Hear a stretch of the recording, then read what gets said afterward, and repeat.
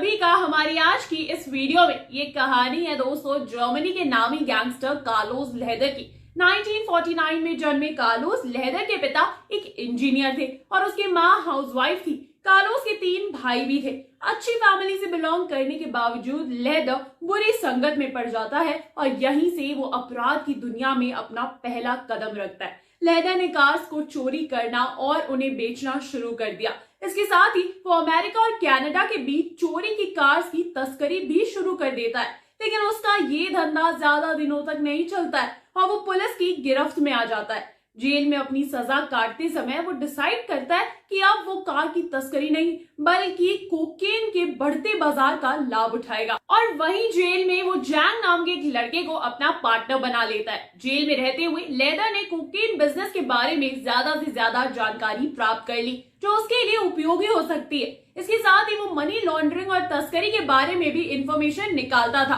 Leather और जैंग ने jail से रिहा होते ही नशीली दवाओं की तस्करी का एक छोटा सा धंधा शुरू कर दिया।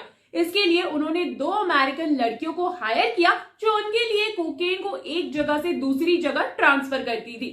देखते ही देखते उनके पास अच्छा खासा पैसा जमा होना शुरू हो जाता है। कुछ समय बाद वो एक प्लेन को भी चुरा लेते हैं और एक प्रोफेशनल पायलट की मदद से वो अमेरिका में कोकेन का बिजनेस करना शुरू कर देते हैं। अब प्लेन की हेल्प से वो दूर दूर तक आसानी से कोकेन को ट्रांसफर कर पा रहे थे।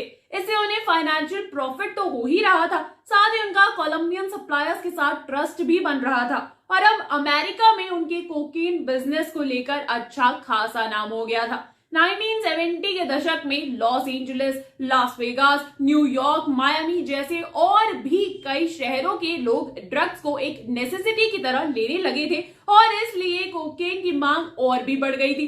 कुछ समय बाद आपसी रंजिशों के चलते लेदर और जैंग अलग अलग हो जाते हैं, लेकिन इसके बावजूद वो अपना बिजनेस जारी रखता है और दूर दूर तक कोकेन की स्मगलिंग करता है। 1970 के एंड तक यूएस में जितनी ज्यादा कोकेन की डिमांड थी उतने ही ज्यादा सप्लायर्स भी थे, इसलिए हर एक सप्लायर्स ने अपनी अपनी टेरिटरी मार्क कर ली थी। 1978 में लेदर को उसकी सबसे बड़ी अचीवमेंट मिलती है जब लेदर को बहामास के एक आइलैंड के बारे में पता चलता है। इस आइलैंड पर वो अपने कोकेन की सप्लाई करने लगता है, साथ ही उसके प्लेन की लैंडिंग के लिए भी वहां पे अच्छी खासी जगह थी। इसके बाद उसके लिए ये बिजनेस और भी ज्यादा आसान हो जाता है। वो कोकेन को इजीली ट्रांसपोर्ट कर रहा था और देखते ही देखते वो एक बिलियनियर बन जाता है। कुछ समय बाद वो कोकेन के बिजनेस के राजा एस्कोबार के साथ मिलकर एक्सट्राडिशन के खिलाफ कैंपेन करने लगता है। उसके बाद वो नेशनल लैटिनो मूवमेंट शुरू करते हैं जिससे उन्हें 3 कांग्रेशनल सीट्स मिलती है, जिसमें से एक तो एस्कोबार को ही मिलती है।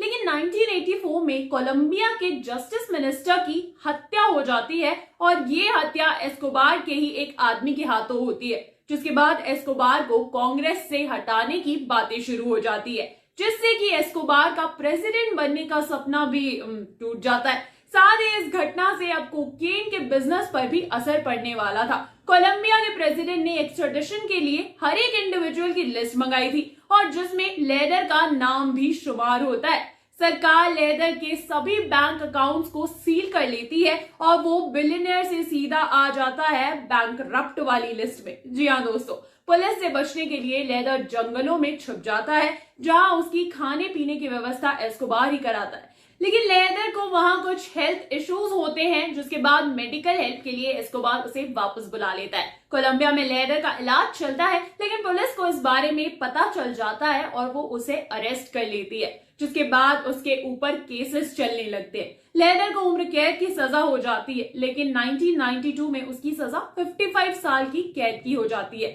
जिसके बदले में वो सरकार को यूएस में चल रहे ड्रग डीलर्स के बारे में इंफॉर्मेशन देता है। 2018 में लेदर को कैंसर की शिकायत होती है और 2020 में हालात ज्यादा खराब होने पर कोलंबिया सरकार उसे जेल से रिहा कर देती है। अब उसका जेल से बाहर ही इलाज चल रहा है। तो ये थी कोलंबिया के एक ड्रग डीलर की कहानी और ऐसे ही एक माफिया की कहानी पर बेस्ड होने वाली आने वाली फिल्म KGF 3 भी। आपको कैसी लगी ये कहानी हमें कमेंट करके जरूर बताएं। साथ ही साथ अगर ये वीडियो पसंद आई हो तो इसे लाइक कर दीजिए, शेयर कर दीजिए और हाँ, सब्सक्राइब करना ना भूलें हमारे चैनल बॉलीवुड स्टूडियोज को। और हाँ दोस्तों, मैं अंजलि जाते जाते आपको एक गुड न्यूज तो दे दूं। अगर आप भी हमारे साथ काम करना चाहते हैं तो डिस्क्रिप्शन बॉक्स में दिए गए जॉब लिंक पर क्लिक करें और इस अपॉर्चुनिटी का भरपूर फायदा उठाएं। नमस्कार दोस्तों।